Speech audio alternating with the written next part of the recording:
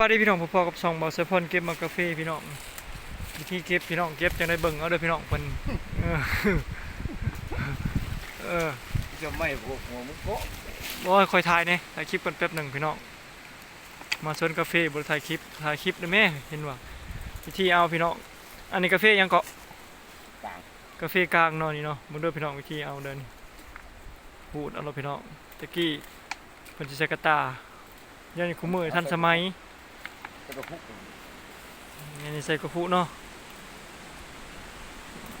น้องเอ้ยเบิ่งเอาพี่น้องล้มก็ล้มพี่น้องเอ้ยเบ้อผู้มุนุกผู้อยู่พานี่แหละพี่น้องเอ้ยล้มก็ล้มเนาะอยู่ได้อยู่ได้จะพูอยู่แตะผู้อ่าโตยังอยู่บ่หัวใช่ว่าแล้วเลยหังว่าเลือดตัวนี้ว่าเลือดจากต้นว่าดิให้คอยถ่ายคลิปก่อนแป๊บหนึ่งใจเย็นๆถ่ายคลิปก่อนเนาะพี่น้องวิธีเอากาแฟพี่น้องเบิ่งเอาโลดเอานั่นโมเมนต์ได้เนาะบ่เป็นแต่เรื่องเดียวเป็นแต่ครั้งนี้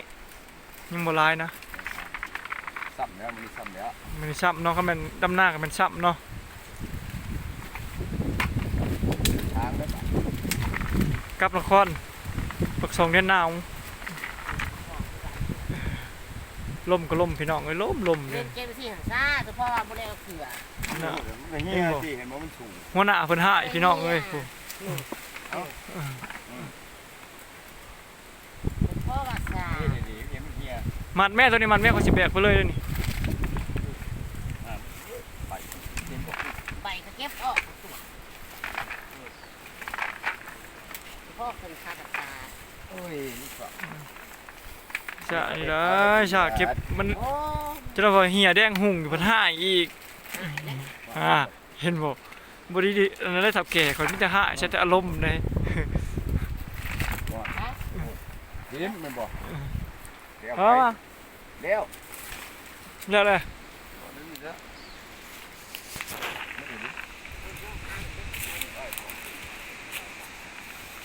ประเทศก่อนที่จะมัดต้นหามันระแบกไว้แล้วบ่เพราะว่าไม่แบกมันไปถอดระแบกรถใช่ไหม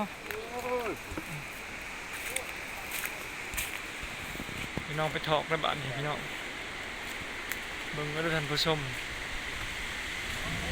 ต้นนี้เชี่ยวกุบลมแห้งเลยพี่น้องลม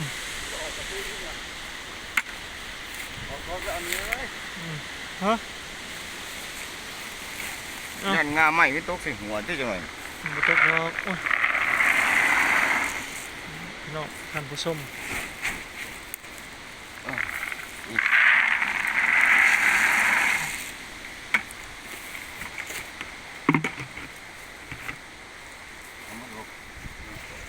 เบิ้ลเลยปลากระเพาะพี่น้องโอ้ดกเก็บเบิ้ลเลย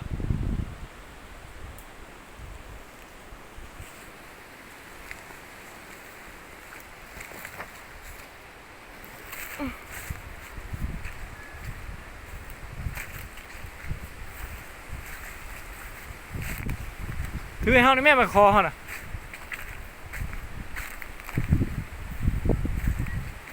ท่านผู้ชม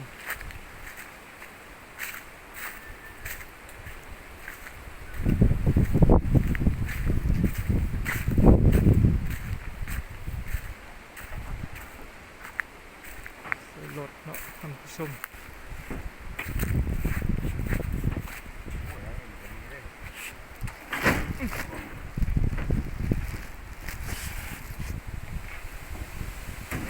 เพราะว่าพังไปหมัดทั้งแล้วก็เลยแบกมาดูได้ว่าผ้าไปเอามา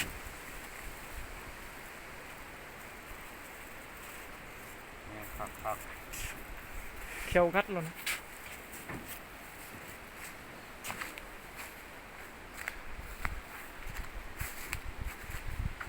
ลมพี่น้องเอ้ยลมแห้งเลยบุบบับว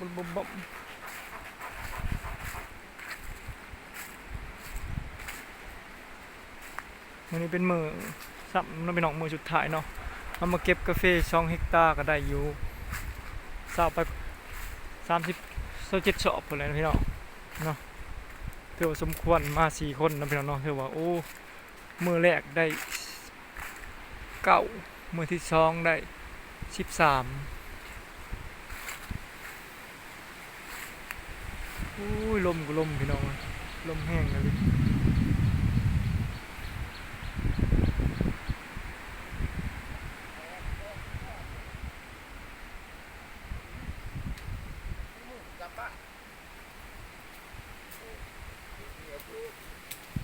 เอาเด้รู้สึกคุณก็ขี้ก็เสียนี่ที่เอาของก่อน โอ้ยมันบ่พอได้ปานนั้น2 ศอก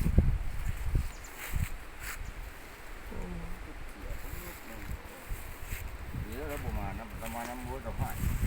แล้วด่าหัวอีก ดีนะ ดีอะไรสดนี่ใครคิดหายได้ได้มันหมากชุกมันก็หล่นแล้ววะ ช่างว่าวมันก็เพ่บหล่นหมากชุกเขียนจังได้ซะ แล้วคือว่าของกูบอกพวกมึงเอาผ้าพัดปก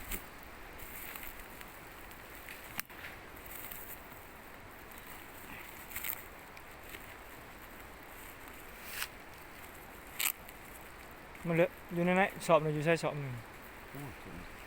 แบกมาอีกบ่ฮะ มาสักอย่างเนื้อ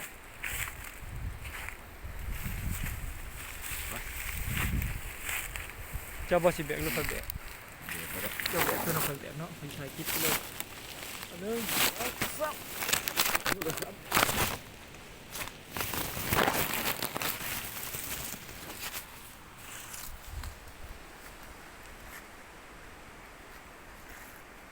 พี่น้องโอ้แบกไปเลยพี่น้องเอ้ยหนักเป็นหนักเนาะ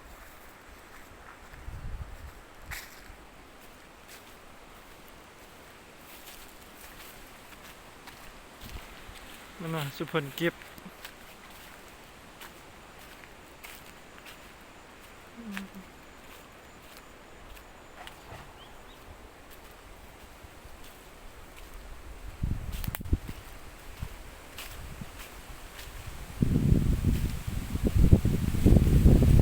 มาใส่รถเลยสอบหนึง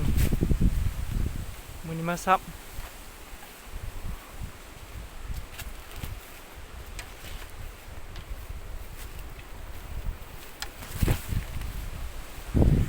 โอ้ขึ้นได้อยู่เทิงพุ่นน่ะก็มีมาโธ่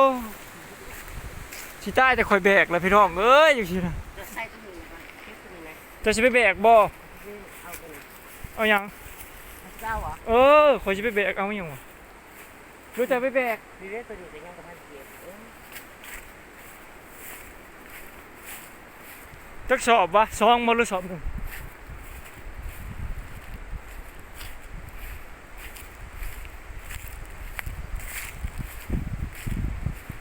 คอยเป็นทุกจุดเนาะท่านผู้ชมเนาะ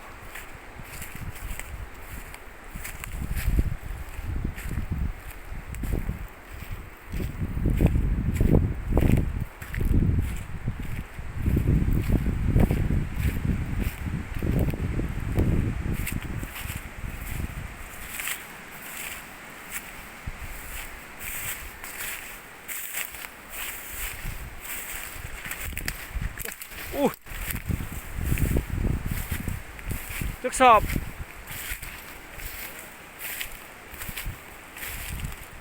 อยู่หมองโคกอยู่ป่าพี่น้องเอ้ยลมเป็นตะหน่ายเนาะ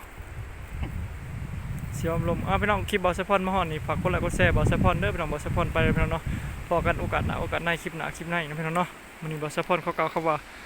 สบายดี